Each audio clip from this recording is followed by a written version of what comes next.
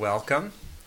I'm Reed Kramer. I direct the asset building program here at the New America Foundation, and I want to welcome you all here to our home, both those of you in the room and also joining us live on the internet webcast for this event.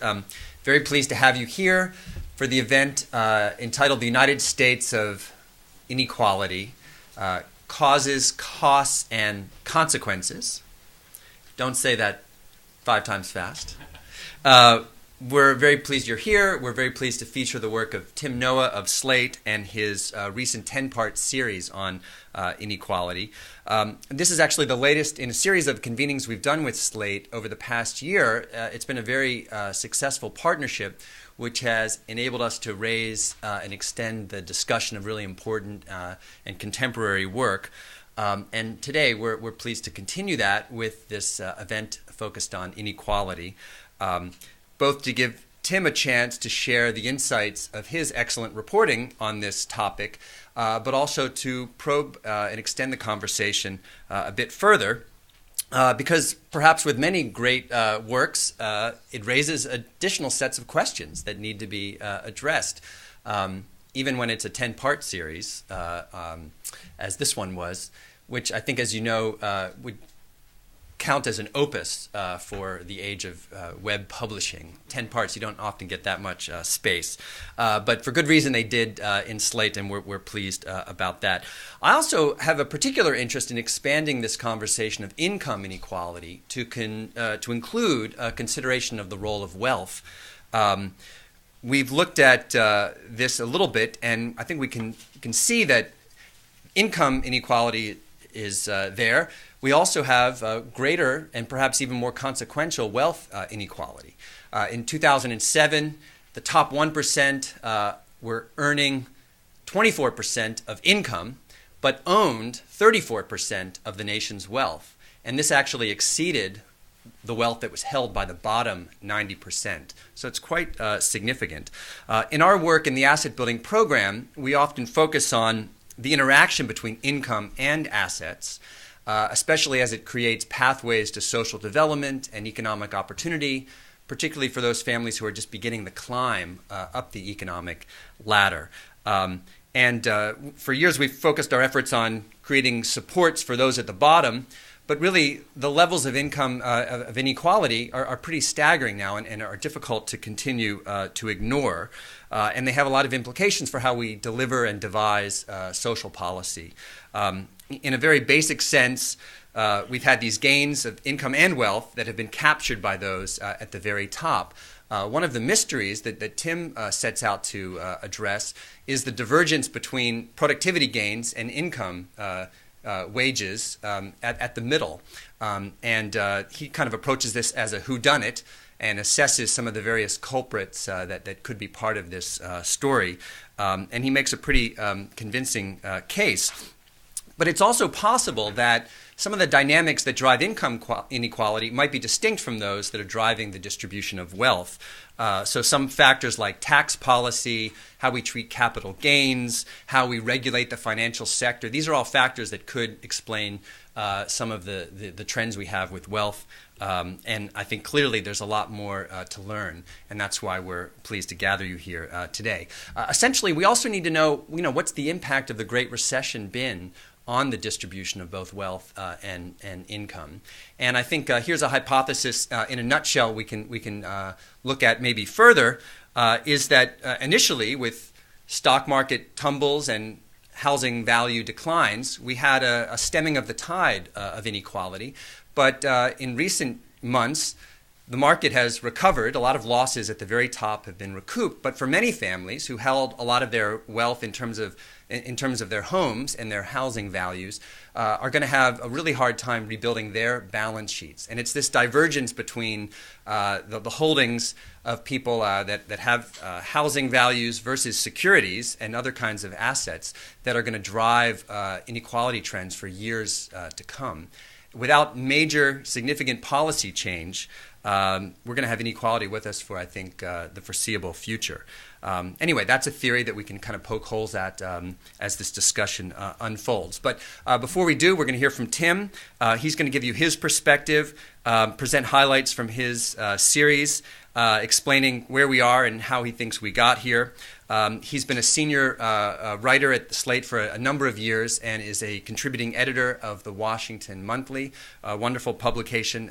He's written for a number of premier outlets, including Wall Street Journal, Newsweek, The New Republic, U.S. News and World Report, a number of outlets. So he's been someone whose work I've followed for a number of years now, and we're pleased to have him.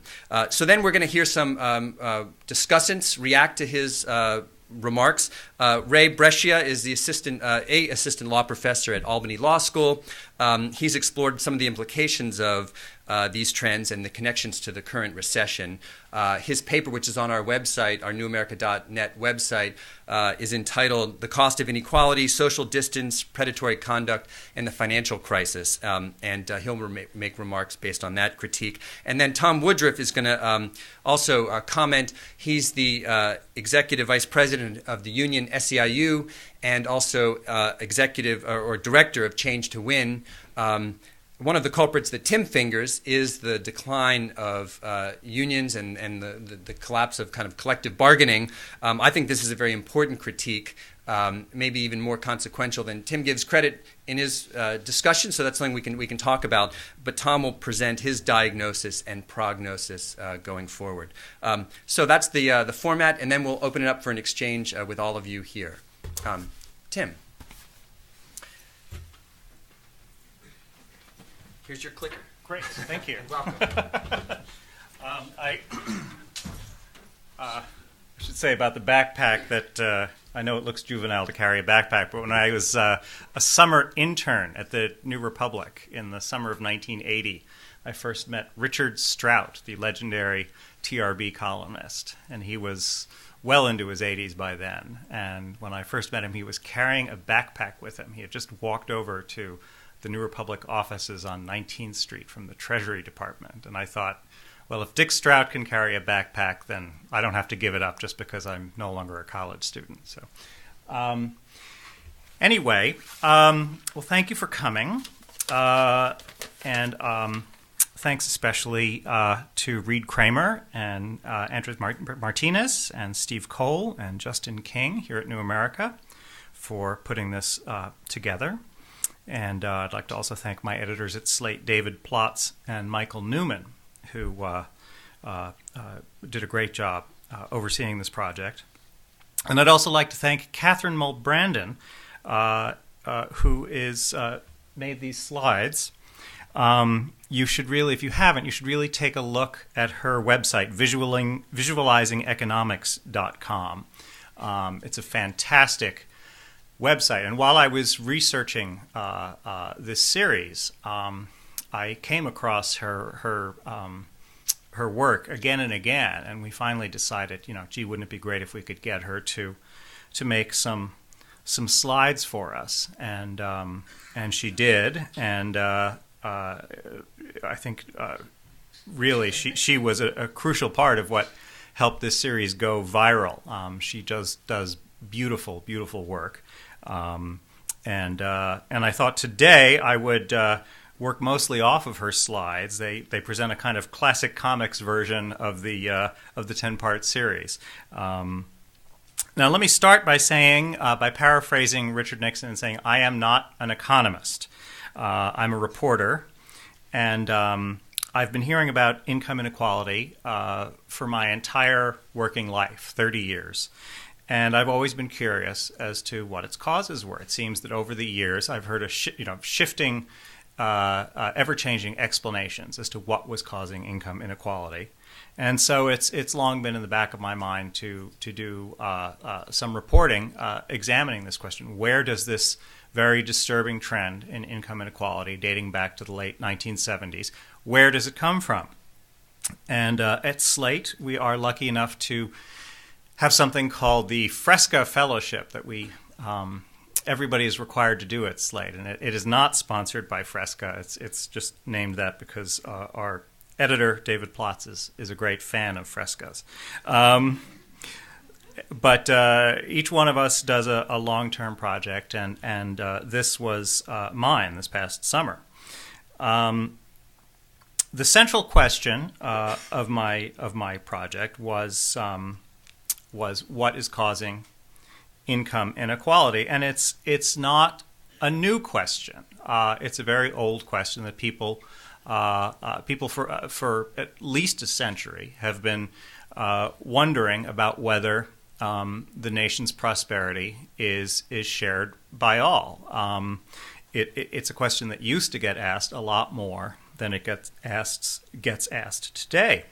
I began my series by talking about a little remembered economist at the University of Wisconsin named Wilfred King, who was a bit of a crank. He was a nativist, and he was not anybody's idea of a socialist, but he was curious about whether the enormous increase in income in the United States and wealth was being widely shared. And he assumed that it was when he started this project. But he found that it wasn't. He found that the richest 1% possessed about 15% of the nation's income. We have since learned that it was really closer to 18%, but that's pretty good. Let's look at what it is today. And here's the first slide. It actually doesn't denote it, but it's 24%. And if you look at the slide, you can see what the trend was. We actually saw, for much of the 20th century, a progression towards more and more equal incomes. And this became especially pronounced in the 1940s, during and after World War II. It continued through the post-war boom, through to, it started to level off in the 70s. And starting in the late 70s, we saw a reversal. Let me see if I can... You see the reversal begin here, and the share of the top 1% and the top 0.1% increases starting in 1979, steadily to today. This chart divides into the early Great Divergence and the recent Great Divergence, which is maybe a crude way of saying that there are really two phenomena when we talk about the Great Divergence, a term, incidentally, that was coined not by me, but by Paul Krugman in his book Confessions of a Liberal, Conscience of a Liberal, rather. It's two trends. One trend has to do with, is based on quintiles, breaking up the population into fifths. This is the quintile Great Divergence illustrated here. And you see a trend towards inequality. The ratio of the bottom 20% to the top 20% went from 8 times in 1979 to 14 times in 2007. And you see another somewhat less pronounced change in the ratio of the middle 20% to the top 20% from 3 times to 4 times greater. So that's Great Divergence Part 1. This is Great Divergence Part 2, and this is the part that has to do with the takeoff of incomes at the very top, the top 1% and the top 0.1%. Here's the top 1%, and you can see that in 1973 the top 1% was responsible for 8% of the nation's income. It has since grown to 18%.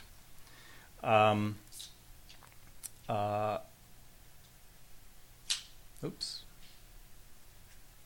This is the top 0.1%, and you see that the income share of the top 0.1%, and these are basically millionaires and above, it's increased from 2% in 1973 to 8%. So it's increased by a factor of 4, which is really stunning. Now, these two trends, the quintile-based trend and the rich people trend, or when you're talking about the top 0.1%, I refer to it as the stinking rich people trend.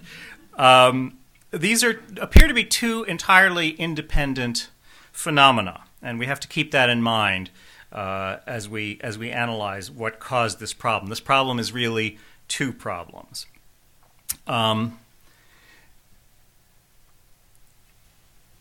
Now, one of the arguments often made about growing income inequality is it's just the nature of capitalism. We're seeing inequality increase around the world. And that's true up to a point. But as you can see, the concentration is significantly worse in the United States than it is in most other industrialized nations. And one of the more alarming facts that I learned when reporting on this piece was that the trend in the United States appears to be going in the opposite direction from the trend in Latin America. Latin America, when I was growing up, was the example everybody loved to point to about the dangers of income inequality. A society or collection of societies where there were vast disparities between rich and poor. But the trend in Latin America has actually been towards greater income inequality lately, whereas it has been towards the trend in Latin America has been towards greater equality lately, whereas the trend has been towards greater inequality in the United States. The United States, incomes in the United States are now more unequal than in Guyana, Nicaragua, and Venezuela, and they're roughly on a par with Uruguay, Ecuador, and Argentina. As you can see here, we're about the same. So clearly there's something happening in the United States that is different from what's happening in other industrialized countries. So we proceed now to the question, well, what are the causes? And to me, almost as interesting as the question of what's causing the Great Divergence, or Great Divergences, is what's not causing it. We look here at the question of race. Is race, the probably the most dramatic form of inequality in the United States today is based on race, and it is undeniable. But it is not if you look over the last 30 years, the income disparity between blacks and whites has not changed. It's virtually unchanged, which, of course, is nothing to brag about. That's a social problem in and of itself. But the Great Divergence is a trend towards growing income inequality, and you can't really say that income inequality between blacks and whites has been growing. It's stayed about the same. Now there are some other measures that you can use which would show it growing, but I tried to stick in my analysis to the more conventional measures of income inequality. And particularly to household income data and IRS data. And when you look at those data, it's pretty hard to argue that that race-based economic inequality is contributing to the income inequality boom.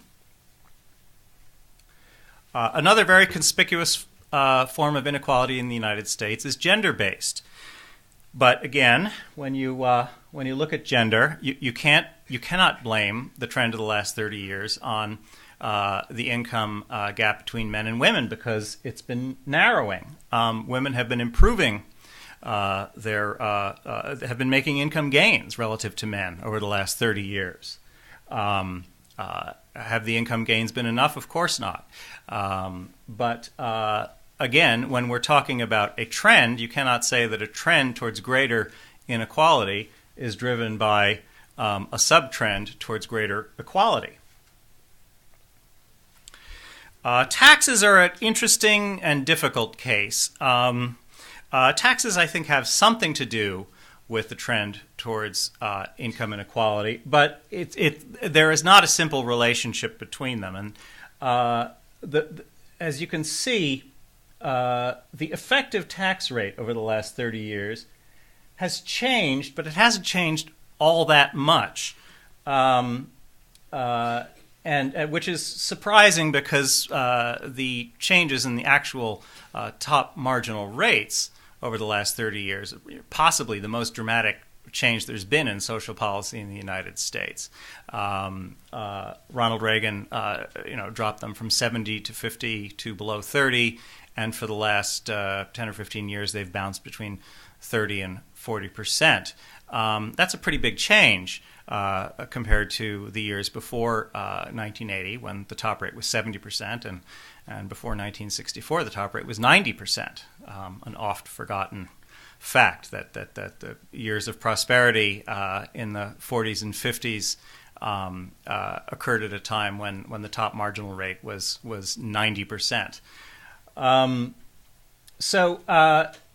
Yes, there has been some drop, as you see, in the effective tax rate on the top 1%, but there's been percentage-wise, a more significant drop for the bottom 20%. So it's hard to make the case that taxes have a lot to do with the Great Divergence. Now, to the extent that they have had something to do with it, it's probably been for the top 1% and the top 0.1%, where effective tax rates have gone down. But certainly when you're talking about the quintile-based Great Divergence, the Great Divergence Part 1, tax policy seems to have had very little effect. Let's talk about computers for a second. In the 1990s, it became an article of faith that computers represented the most radical transformation the American economy had ever seen.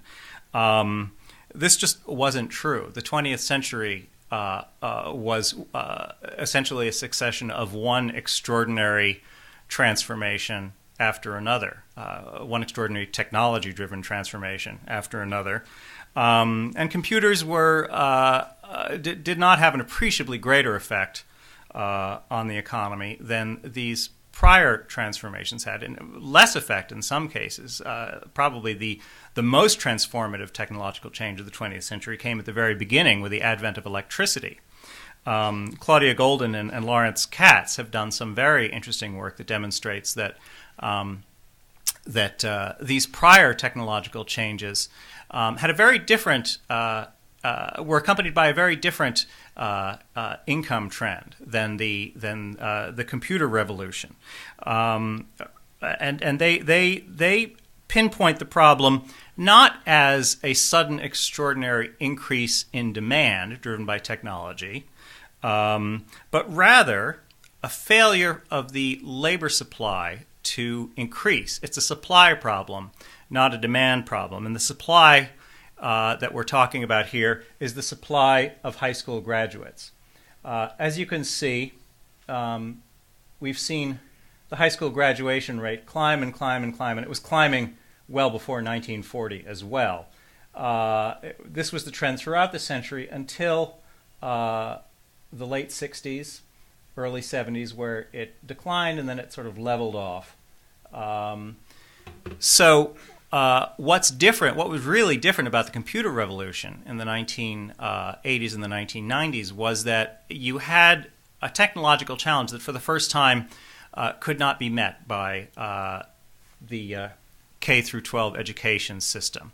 At the time of all the previous challenges, you saw an increase in the number of high school or college graduates. Here, you see a leveling off in the number of high school graduates, which means that at least for native-born Americans, you would have a leveling off of college graduates as well. So that's a significant, a very significant contributor to the quintile-based Great Divergence. Actually, before we get to this, I want to talk about a couple of other factors. One is immigration. And that's a complicated issue. When economists look at actual labor markets, they actually have a very hard time at the local level identifying immigration as a cause of unemployment or displacement as a factor that lowers wages. Even the 1980 Mariel boat lift, when Fidel Castro sent 125,000 Cubans to Miami, even that, it abruptly expanded the city's labor force by 7%, but there was virtually no measurable effect on wages or unemployment. Now, that's where the discussion among liberals usually starts and ends. But it is a bit more complicated than that. Harvard's George Borjas, an economist, has made, I think, the very legitimate point that the labor market isn't local; it's national. That when wages are driven down, it's likely that people will pick up and move somewhere else. So he looked at the national labor market, and he broke it down according to skill level, and he found that immigration did seem to have had some effect, but only on a relatively small group of people. It had an effect on high school dropouts, and he estimates that between 1980 and 2000, the immigration reduced high school dropouts' wages by 7.4%. So there is some effect, but it's important to keep a couple things in mind. This is a pretty small slice of the population. Nearly half of all high school dropouts in the United States are immigrants. And so there is a disproportionate effect that immigration creates here. When you look at other income groups, the effect of immigration appears so far to be negligible. Now, that could be changing now. One caveat that applies to most, not all, of the research that I did for this piece was that I was looking at what economists have been able to discern, and economists are not always, but usually operating on a 10 to 15-year time lag because they have to wait for the data to come in. But at least as far as we know today, based on the data we have, immigration seems to have a fairly small effect. And trade is another issue that it would seem logically we would have an effect that increased trade would lower would create more income inequality. Economists looked at that in the 1990s, and they found that there actually was very little effect because the United States wasn't trading all that much with low-wage economies. But Paul Krugman, who was one of those economists, went back and looked at the question again in the aughts and found that trade with low-wage economies had increased so much that it was in the process of becoming a contributor to income inequality. But again, if we're looking at trade as a factor, we can't look at it as a factor for the last 30 years. It's a recent contributor rather than a long-term contributor, and it's only really starting to have an effect. Labor, I'm going to give a short answer to the labor question. The decline of labor, of course, the decline of labor is a major factor. All you need to do is look at the union membership trend. About 20% of the workforce in 1983 was unionized. Now it's 12%. And when you exclude public employee unions, whose membership has been growing, union membership has dropped to 7.5% of the private sector workforce. That has had a fantastic and effect on income inequality. That's so obvious I'm not even going to elaborate it right now. Now, politics is our next issue, and this is a chart. This is a very interesting chart from Larry Bartels at Princeton, a political scientist at Princeton. And he looked at income growth trends under Democratic presidents and Republican presidents going back to 1948. And this chart, Catherine Mulbrandon really did a great job here bringing this data to life. You see precise opposite trends under Democrats and Republicans. The largest income gains under Republicans go to people at the top of the income scale, and they taper off as you go down the income scale. Democrats, you see the exact opposite trend. The largest income gains occur at the bottom and taper off as you go up. So when you're talking about the quintile-based Great Divergence, partisanship actually, partisan politics is a very significant factor. Where it starts to break down is at the top. As you can see, the difference narrows between Democrats and Republicans. You get to the 95th percentile, which means that partisan difference does not explain very much of the trend for the top 1% and the top 0.1%.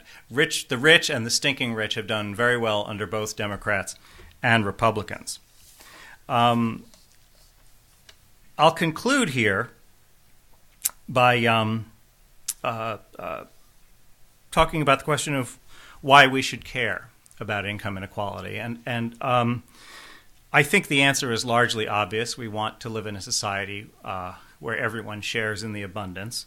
So I won't dwell on that. But there is one argument that a lot of people make when you talk about income inequality. They say, well, who cares about income inequality? This is the land of opportunity.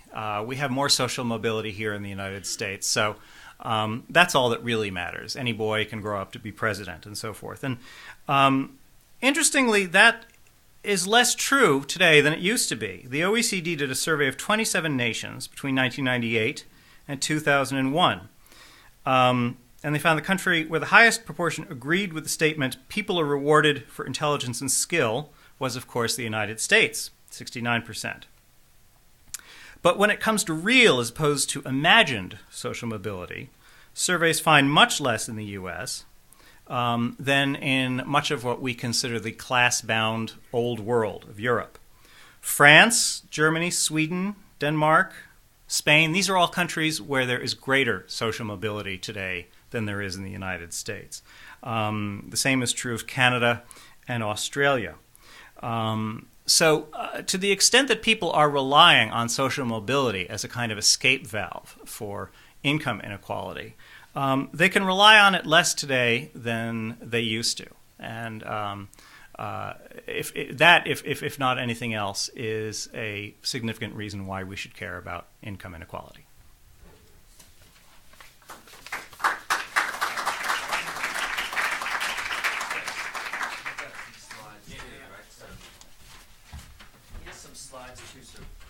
Oh, okay. Mm-hmm. All right. Hi, good afternoon, everybody. I'm Ray Brescia from Albany Law School, and I'd like to say that it is sometimes refreshing to go to another capital city where the government is more dysfunctional than Albany's, but I'd be lying because if you know anything about New York, we got Washington beat. Although for our governor, at least, or our former governor, apparently, working with a prostitute is a disqualifier, whereas at least if you're from Louisiana, it appears to be a job qualification. So I want to pivot off of what Tim said, but first I want to thank the New America for putting this event on and drawing a spotlight to the issue of income inequality, and to thank Tim for putting such a bright spotlight on this issue in his great piece, which I understand is going to become a book, and I'll advance order it off Amazon today if you put it up there. But I think this is an issue, and the question you closed with, why should we care? I think we can see the impact of income inequality today if you look at the current financial crisis. And so why worry about income inequality? I think why we worry about income inequality because what I believe is the apparent impact it looks like it has on the financial sector and financial practices generally. And so let's just start with one. Oh, it's there already. Let's go back. So the Gini timeline, people know the Gini index, Gini coefficient is a commonly used measurement for income inequality, and we see as income inequality was higher right before the Great Depression, it slowly dropped. We get this flattening, and then it slowly starts to rise again in the late 70s, as Tim pointed out. And anyone looking at this would say, well, something may have happened in 1928 that also happened in 2008. And I think we know that at least it's perhaps coincidental that we have the two great economic crises of the last 100 years happening when income inequality spikes. But does this play out in particular markets in particular states in different ways, right? Because different parts, different states in the union are experiencing the financial crisis differently. And we see, if we look at one indicator, which is foreclosure rates, we know that different states are experiencing foreclosures differently. And so I want to look at that, sort of look at income inequality and foreclosures as a way to sort of see why we should care, I think, about income inequality for the impact it has on the ground level with at least one indicator, which is foreclosures. But before we do that, let's get a grip on sort of the state of the mortgage crisis right now. So there are about, these monopoly houses represent 1 million residential units in the United States. Each monopoly house, there are about 75 million residential units in the United States. About 2/3 of them, the green ones, have mortgages on them. So fully 1/3 of the residential units in the United States have no mortgages on them. So obviously they can't be in foreclosure, right? But let's look at these 54 million, 52 million or so mortgages in the United States, and we see about 1 in 7 are delinquent. So they're at least 30 days behind on their mortgage. But worse still, about 1 in 4 is underwater. Okay, 1 in 4 outstanding mortgages in the United States is underwater, which means, of course, that the mortgage is worth more than the house that serves as the collateral for that mortgage. By way of illustration, only fewer than 500,000 properties have gone through permanent modifications through the HAMP program, right? So you see just such a small fraction of not just the homes that are delinquent, but also of the homes that are underwater have had their mortgages modified. Now, I think that we're going to see that change a little bit in the coming months. And finally, we're going to see some movement on modifications, hopefully significantly and meaningfully, in the sense that the mortgages, the principals get written down on these mortgages, which I think we're going to start seeing as a way out of foreclosure gate, this RoboSign scandal. But as I said to Reed and Tim before, it's kind of like getting Capone on tax fraud, right? Getting the predatory lenders on, failing to notarize a document correctly. But we'll take it, right? So again, going back to that Gini timeline and thinking about foreclosures, it's not like the foreclosure rate in the United States is the same everywhere. And it's not like, that income inequality impacts each state the same, nor is it true that income inequality is the same in each state. So first, let's look at more the foreclosures, and it's a little hard to see, but the darker the state, the higher the foreclosure rate.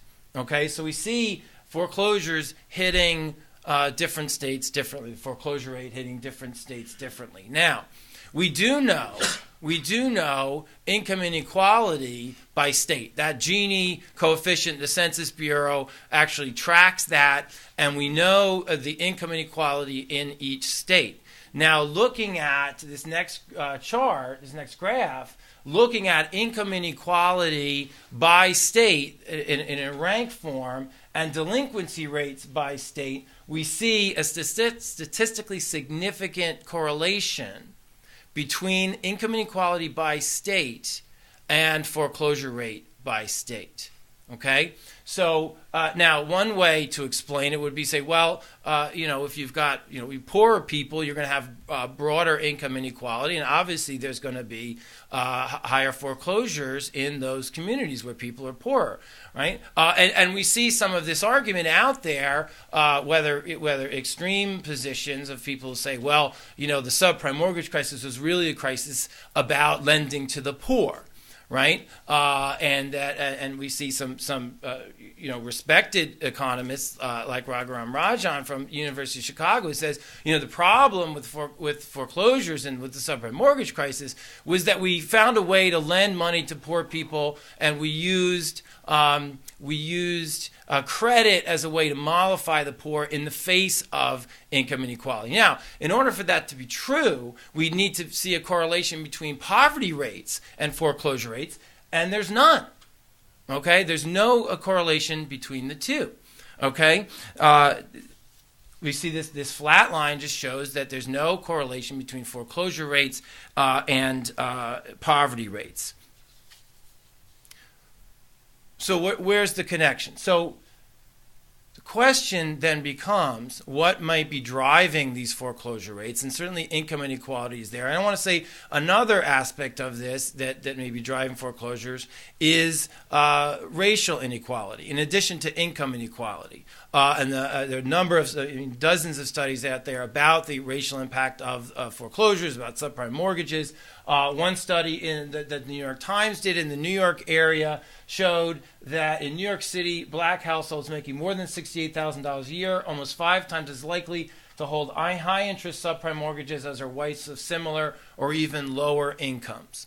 Okay, so now looking at a couple of different factors, and Reed pointed out in my paper, which goes into greater detail some of these issues, but a number of trends: income inequality, the size of the African American population in a state, and the median income of the African American population all correspond positively with foreclosure rates. So we see that the foreclosure crisis is a crisis in many respects in middle class African American communities.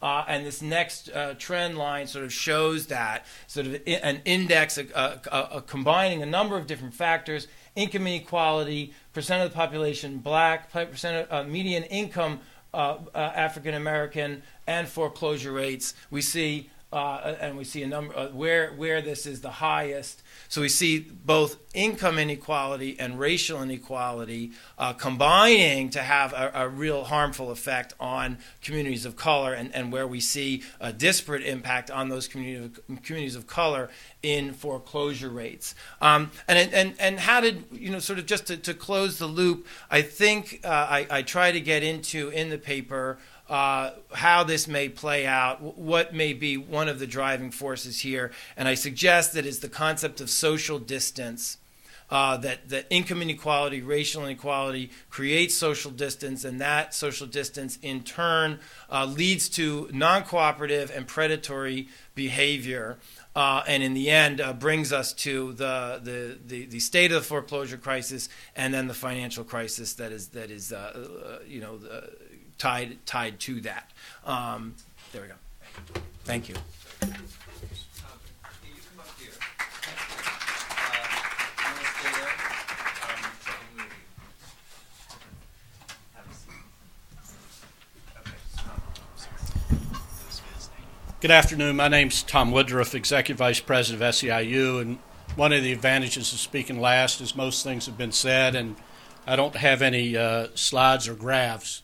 I should have brought the one because it shows clearly that income inequality is directly linked to union density, or the percentage of workers in America that are in unions. And if you look at income inequality from the 20s to now, it's really a U-shaped graph. Where it was high, it went down for a period of time and is now increasing and at the level and higher than it was then. And union density follows the opposite. It was low when income inequality was high in the 20s. As union density increased to about 35% of the workforce in the mid-50s.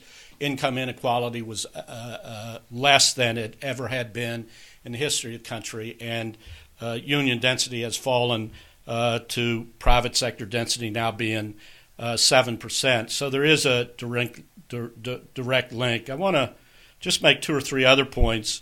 One is I think that we are living in the worst economy, certainly in my lifetime. 30 million Americans either out of work or underemployed, 1 in 7 families at the risk of losing their homes. $17 trillion in wealth was wiped out in this Great Recession. African Americans lost 77% of their entire wealth during this period of time. We still live in the richest country in the history of the world, and yet 1 in 7 people lives in poverty, and worse than that, 1 in 5 children in this country live in poverty.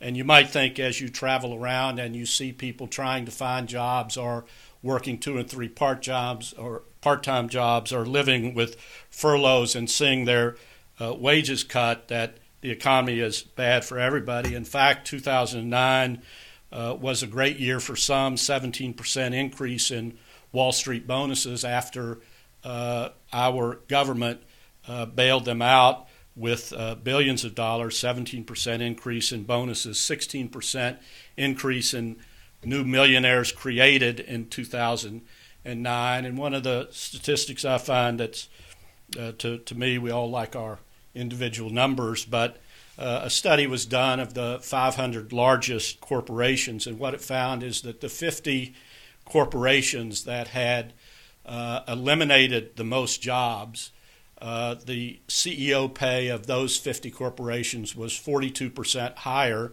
than the rest of CEOs. So what that tells me is that we live in an economy where if you destroy the maximum number of jobs, and behind every one of those jobs destroyed is a family whose lives are destroyed. If you do that to a maximum, you earn higher income. But even before this last crisis, working people were falling behind. Between 1949 and 79, average real inflation-adjusted wages went up 75%, and from 1979 to 2008, average wages, inflation-adjusted, went up by only 2%. It was in the heyday of the strength of unions where we created the middle class, and people got to home ownership, got to decent retirement, got to health care, and were able to send their kids to college. And that world no longer exists in the United States. Even in the last expansion between 2002 and 2007, median household income fell by $2,000. My point simply is that this Great Recession is exacerbating all of those things, but we were going in the wrong direction and have been for the last 40 years. And it really is, I think, as a result of a sometime purposeful and meaningful direction of government policy, and sometimes just by paying no attention to it.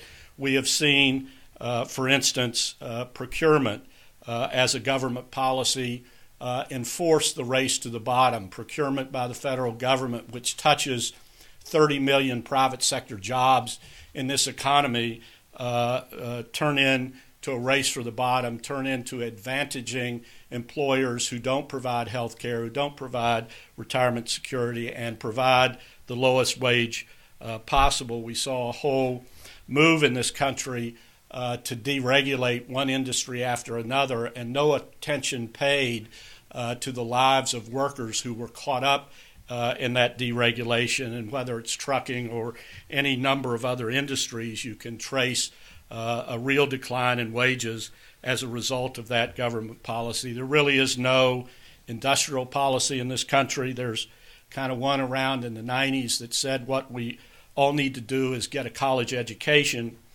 and that's certainly a laudable goal. The fact is 60% of all jobs in this country in 2012 will require no more than a high school diploma.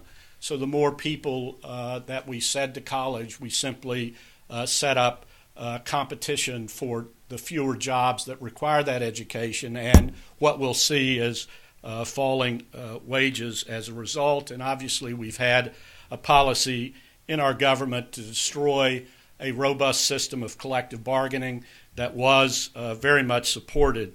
So my point simply is that the federal government has huge tools.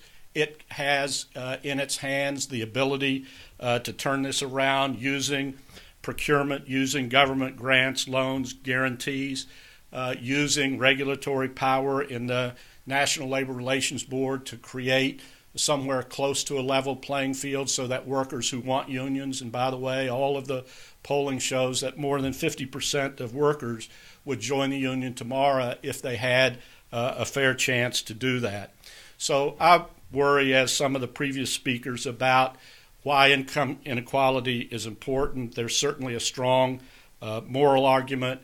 It is good economics. 70% of our economy is consumer spending.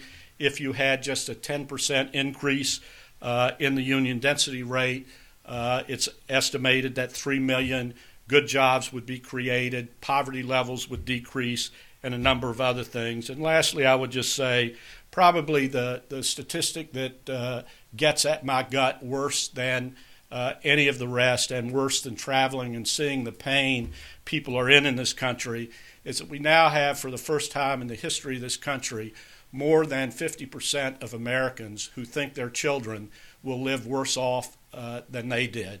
And it's always been part of the American dream that if you worked hard and played by the rules, your kids would have a better future. That hope has now been taken away. Thank you. All right, thank you very much. A lot to chew on there. We will open it up with some questions from the floor. Tim, if you have some response to some of these comments, we could make that now. We could also enter into it. But we'll have roving mics that will move around, I believe. And why don't we bring one up front to the front row here. You can tell me who you are, tell me where you're from, and you can ask a question as opposed to giving a statement. Thank you. Sure. I'm a journalist. I don't make statements. My name is Andrei Sitov. I'm with the Russian news agency Tartas here in Washington, D.C. Thank you for your presentations. Very interesting. I'm writing on the subject. I have a technical question. You, in your series, you first, and here, you say 24%, and then later in the series, you say 21%. I understand the 21% is a later figure. So why do you use the 24%? I'm sorry, 21% and 24%? The 1% share of the income? I have two different figures on that. Well, that's news to me. Obviously, one of them is a typo. Okay. I guess it's about 24%. But I think I also saw an explanation for the lower figure in your papers. The explanation is simply that it's the next year, I think, 2009 or something. It could be. I'm not remembering exactly so where that please check came that. from. The one thing I'll say is that just about every data point that I mentioned in my series, I have a hot link in the series to the source. Source, obviously, and that's also sourced to someone. But my overall question about this, again, I'm a Russian reporter. I used to be a Soviet reporter. I'm very much against equality. I'm very much against equality in misery. I'm very much for equality. Come to the right place. Yes, right. I'm very much for equality in like social democratic sense that you describe it. My question to you is: I think you came to the conclusion in your series, and the conclusion is basically what Mr. Woodruff here described. It is government policy. It is government policy. It is if government wants to make people poor, it can. And the Soviet Union was a living proof of that. So, I mean, here, if the government wants people to be, if the government wants there to be less inequality, then it can do that. Yes. So, you present that as just one factor among 10. I think it's an overall. It's not just tax. It's everything. Okay, so, So is this where- is this a choice? And what my- are some of my- the yes. distinctions between Why the am issues I of, wrong? of social equality versus economic inequality? Sure. Well, I would say, first of all, that I would not recommend following the Soviet model. I don't think anybody would. I would recommend following the model that prevailed in the United States between 1940 and 1973, when we were a thriving capitalist economy, and the income trend was towards greater income equality. For much of that time, the economy was booming at an unprecedented rate, so I think that there is a model for greater equality, income-based equality, that is a capitalist model in the United States. I think there are also capitalist models in Western Europe that one can look to that are more current. So one thing I said at the end of my series was that I wasn't going to say, how much income equality we wanted. I said, a great deal of mischief has been done in the world trying to be too precise about that question. But certainly, I think it is possible for reasonable people to look at the trend of the last 30 years, where the trend has been towards greater inequality, and be alarmed by it. It is not, to the extent that the American way was defined by the years between 1929 and, say, 1975, that is not the American way. Why am I wrong in thinking it's the policy? It's what you call the norms and institutions. All right, well, let's get into that a little bit here, but I did want to push on this concept of some concerns with, as long as we have social equality, access, equal treatment under the law, isn't that good enough? What's the distinction there between some of the concerns with income inequality at the levels we've reached? And Tom, I want you to weigh in on this concept as well.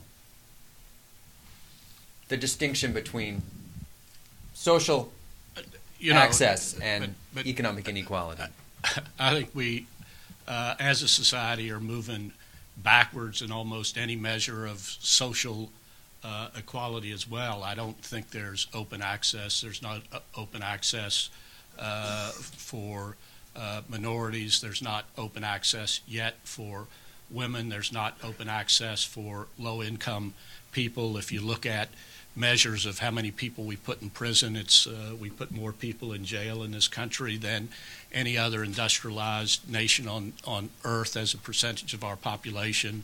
I think what existed 30, 40 years ago as an opening and real opportunity in this country, the doors are very much more closed today than they have been certainly in my lifetime. Yeah, I'd like to second that. My friend Mickey Kaus wrote a very interesting book about 20 years ago called The End of Equality, where he argued just that point, that you could have greater social equality in the United States and achieve the ends that people desire when they promote greater income equality. And I will agree that as a theoretical proposition, it makes a lot of sense.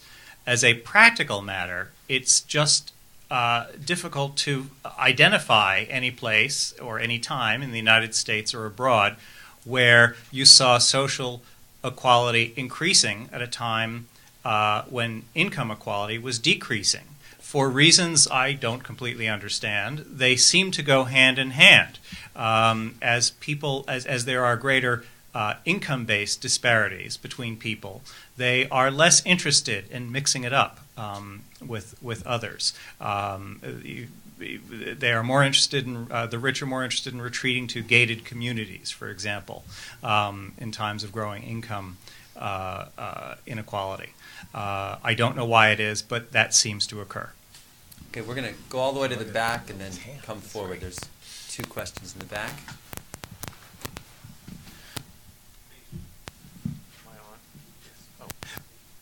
Renee from the Aspen Institute.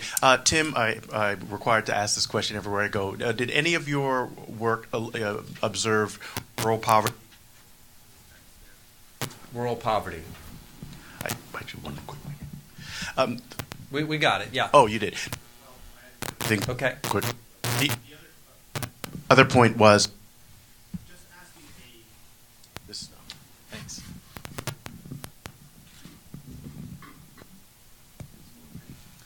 Thank you. just in terms of This is a question politically. We have a lot of folks who are spend time, despite figures that you. talking about how the little stole middle class cheese, and it seems that people who are in favor of creating greater income equality seem to Have have lost that battle. How do you address that from a message point of view? Okay. I think you heard that.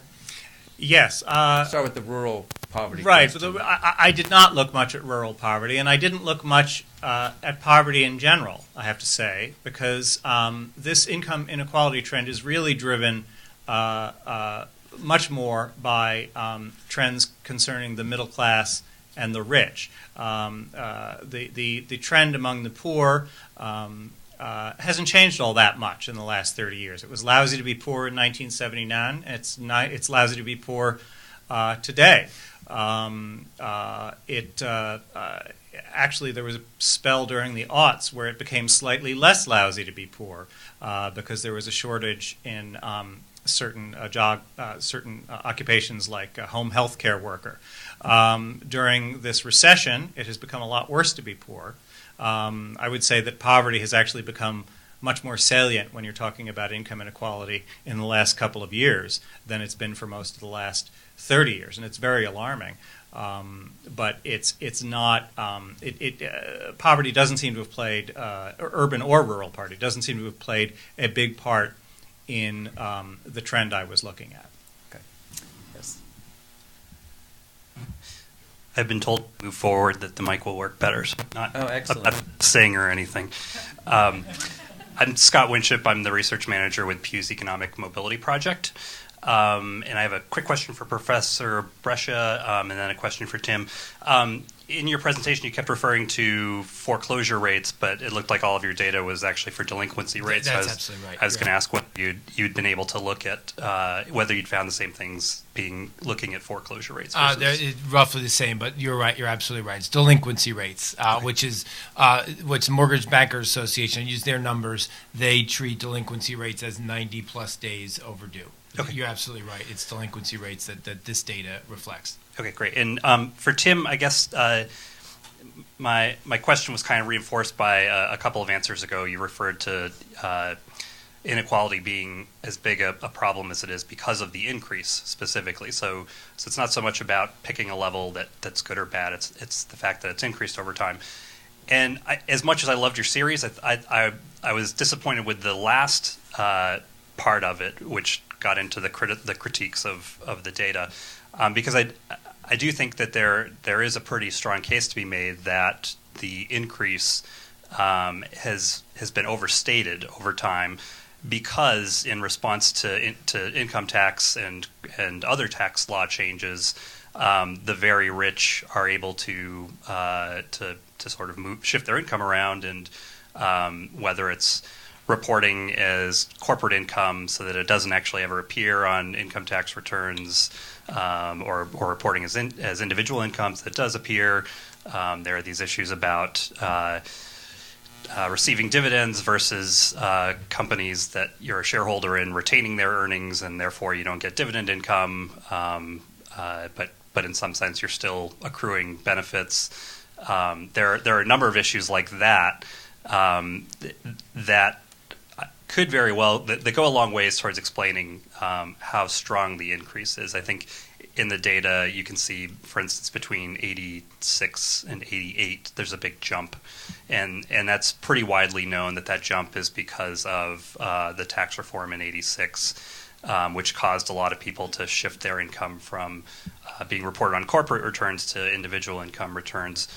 So I just wanted to ask whether you would still consider the issue of inequality as big of a problem as you do if it were more a matter of inequality being too high rather than the increase over time potentially not actually being that great. Well, first of all, I think I should apologize to you. I think actually that public opinion data I cited earlier concerning social mobility was not from OECD. I think it was from Pew, so I apologize for the misattribution there.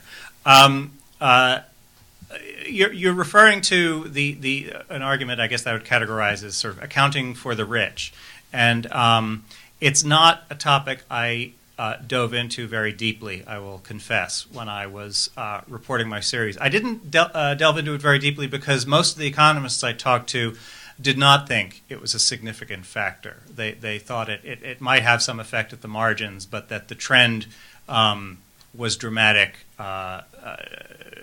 even if you factored in all of these calculations about changing tax laws and how money got shifted around from account to account.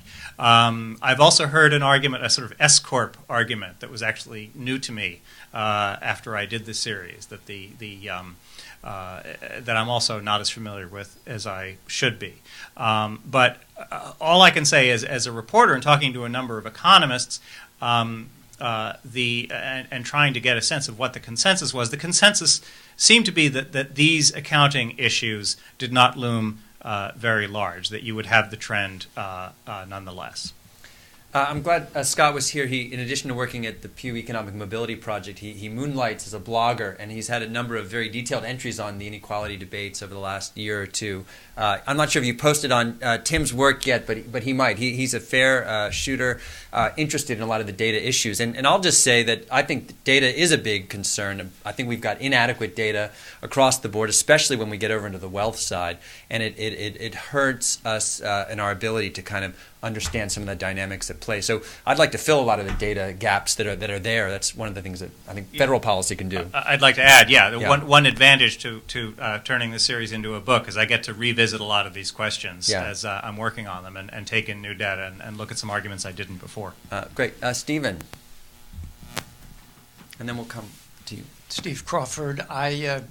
I share the concerns with inequality. In fact, I think some of the social consequences may be more serious than we have delved into, and that there's some good research from British bureaucracies that talk about this. But that aside, I do share some of the methodological issues Scott Winship raised. One, let me raise a couple of others.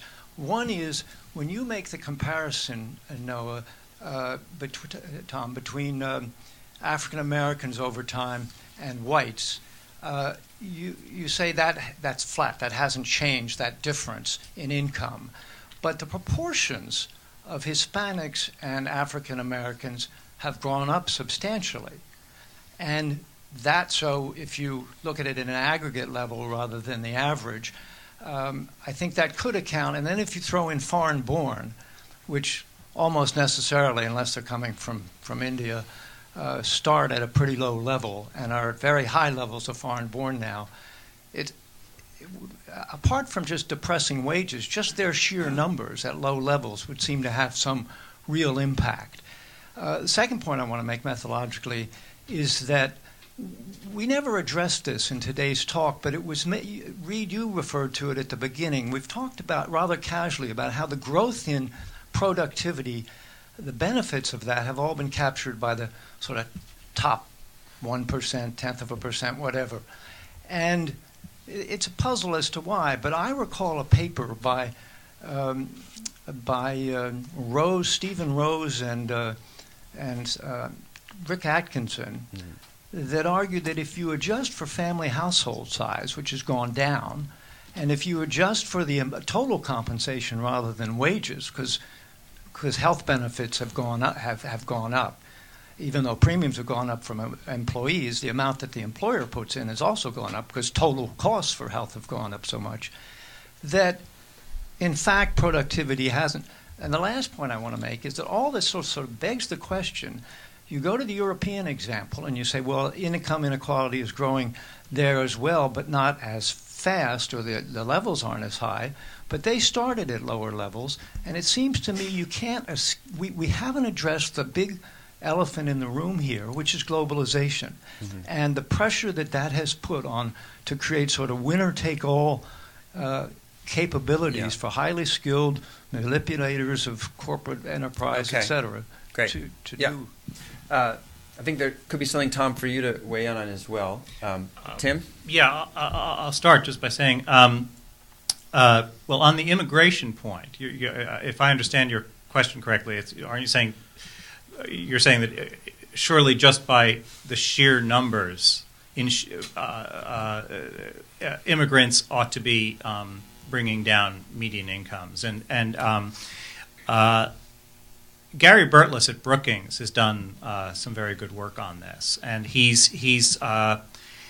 concluded that there was some impact, that the mere presence of immigrants and illegal immigrants who are lower wage by definition, before you even factor in what their impact is on the wages of the native born, their mere presence does lower median income, but the effect was, according to Burtless, very, very slight.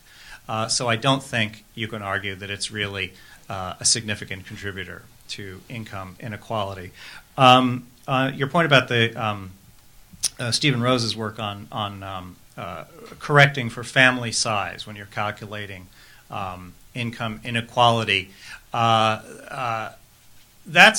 Even Rose concedes that after you correct for family size, you still have a pretty sizable income inequality trend for the last 30 years. So he does not deny that trend exists. He says that it's been exaggerated, but that particular method is a double-edged sword. If you correct for family size, you do find that the level of income inequality is lower. But you also find that the increase over the last 30 years is much steeper. So I think altering that particular method doesn't get you very far in this discussion. Globalization? Just let me... Obviously, globalization has had some impact, and we've seen manufacturing jobs leave here. But so much of that also is a question of policy. You can look at Germany, that has a high-wage economy and a growing export and manufacturing sector, and that's because they have a different policy. And in Germany, the government, employers, and unions develop that policy and maintain that, and we didn't do that in this country. But when you look at most jobs in this country and most jobs that will be created, they're service jobs, and I don't think there's any effect on cleaners in hotel rooms as a result of globalization. The effect has been that the system that existed in this country that was supported by government and by employers, a robust system of collective bargaining to set wages and conditions of employment, has been destroyed. And so all these service jobs who have no competition overseas at all, jobs that have to be done here, those are the jobs that we're going to have to turn into decent middle-class jobs in this country if we're going to do something about income inequality. Mm-hmm. Thank you. Right here. Thank you. My name is Dr. Caroline Pomplin. I'm a physician and an attorney. A quick observation. I'm 63 years old. I was born in 1947. And in 1980, there was a huge shift in how people felt. And I always wonder, this is a different country than the country I was born into. And the question is the time from 1932 to 1968 an anomaly, and we're just reverting to type, or are we really still there? But my question is, I think you could say that you could link the income inequality to the Great Recession, that because incomes have become so equal, there's been a failure of aggregate demand, and that's what's at the root of this, with incomes stable or falling for most people over the last 20 years. Eventually they had to borrow to maintain their consumption, and when that collapsed, the economy collapsed with it. And the only way we'll get robust growth is if the income inequality is narrowed. Yeah. In other words, we have it. It's not just a social question of changing it. It's an economic question of changing it so that we can go back to the kind of growth that we had in the middle decades of the 20th century. I'd invite anybody to weigh in on this who might want to, but Ray, certainly she raised the issue of debt, and this is how a lot of families kind of filled in the gap when they didn't see their wages rising. They increased their debt on the consumer side, but also on the housing side. What's your I think that's absolutely reaction? right, and certainly there were folks who looked at their homes as cash machines. I mean, there's no question. What's that? Well, there's a question whether they had to or not is a question, but certainly folks were.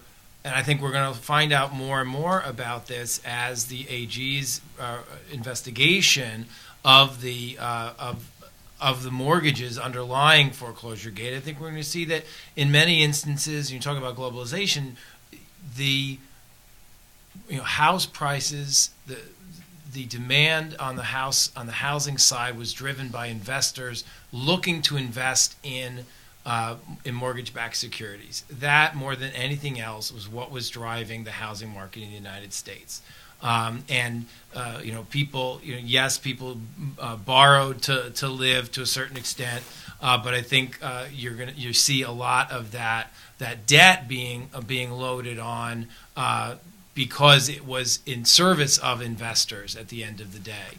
I don't know if that answers your question completely, but I don't think that the phenomenon of home equity being tapped was was seen as a way for people to live and pay their pay for necessities as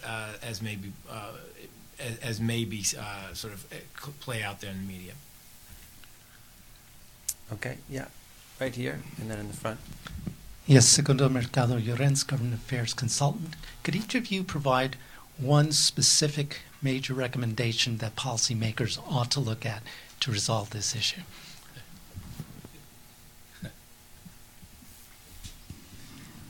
My heart sinks when I hear you say that, because it's hard to it's hard to think of a policy recommendation that is likely to be adopted anytime soon.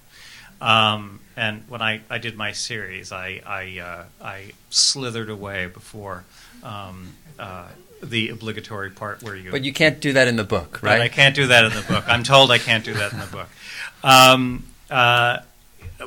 One I'll throw out is, even though I think that the role of taxes in creating the Great Divergence is hard to pin down, it certainly seems true that with the takeoff of incomes at the very top over the last 30 years, for the top 1% and top 0.1%, that we are long overdue to create some new brackets that reflect the new reality of the great growth in income at the very top.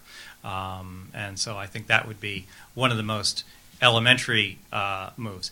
How much that would change things, I don't know, but certainly to whatever extent government has to deal with the consequences of income inequality, it would be much fairer to do so based on a more equitable distribution of the tax burden. For me, I think the strengthening the Community Reinvestment Act. There's a lot talk out there on conservative blogs about how the CRA caused the financial crisis, how this law from 1977 created the financial crisis of 2008, and any data that you look at on the CRA says that it wasn't too strong but too weak. That 94% of subprime loans were written outside the protections of the CRA. The biggest exemption from the CRA was that standalone mortgage lenders, which did the overwhelming majority of subprime lending, just are not covered by the CRA. So if people tell you, anytime you want to sort of just put somebody in a box and say that you really don't know what you're talking about, is when they say the CRA caused the financial crisis because the CRA forced banks to make loans to low-income people. Like, not a part of that statement is true in any respect. You just put former Senator Phil Gramm in a box somewhere? Absolutely. I mean, it's just preposterous. In 2007, 169 mortgage lenders failed. 167 of those mortgage lenders were not covered by the CRA. I mean, I think we have to sort of wake up and just, those sort of fairy tales are ridiculous. And so strengthening the CRA to make sure it protects the communities it was designed to protect, low and moderate income communities. It's one of the few laws on the books, and certainly in financial regulation, it's one of the only aspects of financial regulation that looks out for low and moderate income communities explicitly. And so making sure the CRA actually protects those communities would be a good start. And how about, while we're redoing the tax code, how about the mortgage interest deduction? Can we revisit that, Ray? Sure. Certainly on second homes we can. And you're running for what office? No, I've signed that off. Second home, vacation, mortgages up to $1 million. You can get the write-off when you're taking out a mortgage up to $1 million. Yeah. So I would say that the federal government needs to use its leverage to make it possible for workers to join unions, which is what they want to do. Changes at the National Labor Relations Board. There was just the 75th anniversary of that act. Richard Freeman did an article that was well done that shows all the reasons that act doesn't work, but also the government using its procurement, its loans, grants, loans guarantees to promote a robust system of collective bargaining. All right, we're going to take a few more short questions. We're going to hear them all together and then let the panelists respond. So we have one here. My question was asked, okay, right behind you, and then right here, and then we'll close it up. Thank you. Hi, I'm with Results, an anti-poverty organization, and I'm curious about what a graph would look like if you brought in the cost, some appropriate cost of living index, and you had the quintiles of income growth over the last 30 years plotted against that. So okay. If you could touch on that. Thank you. And then Justin right behind you. Great. Last one.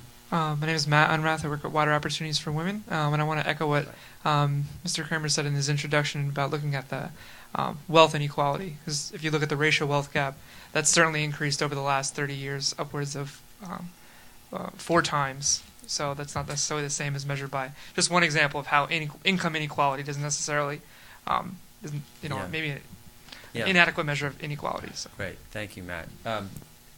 On those 2 points? Yes, on the cost of living question, all the numbers that I used were corrected for inflation. So I don't know if they whether the sort of method of doing so. There were lots of different studies would meet with your approval, but they were all of the data that I used was in terms of real incomes. And on the second question, I'm sorry. Wealth, looking at the racial wealth gap. Oh, yes, the wealth gap. I guess the only thing I'd have to contribute, I didn't look at wealth, and I think it's a really interesting question. The only point I'd make in defense of looking at income inequality is that one of the more interesting, some of the most important work on income inequality is done by Emmanuel Saez and Thomas Piketty. Saez is at Berkeley, and he recently won the Clark Medal. And one of them got a MacArthur. Saez also got a MacArthur. Yes. And it rains and pours. Yeah. And in their work, they have said that one of the really interesting changes in American life over the last century has been that income is much more is not based nearly as much on investment as it was at the start of the century. It is much more based on wages. That's kind of a good news, bad news story, I think. It's good news in the sense that, if people are going to get rich, we'd rather they get rich through the sweat of their brow rather than by clipping coupons. On the other hand, it does suggest that to the extent there are distortions in the income spread, it seems to be really fundamental to wages in the United States and not to some quirk that's introduced by the distribution of wealth. And I think you're seeing on the wealth department that that the loss of wealth is in the trillions of dollars for people. And if you look at what different families where they have their wealth, and it's in housing, and housing's not coming back anytime soon. So I think I think wealth has taken a big hit in the last 2 years, absolutely. And if you look at your paper, it also appears that really we're in some of these communities of color, ethnic communities are really going to be hit hard in the days ahead, very significantly. Tom, any final thoughts? No, I just again on that last question, I think that wealth inequality is worse than income inequality, and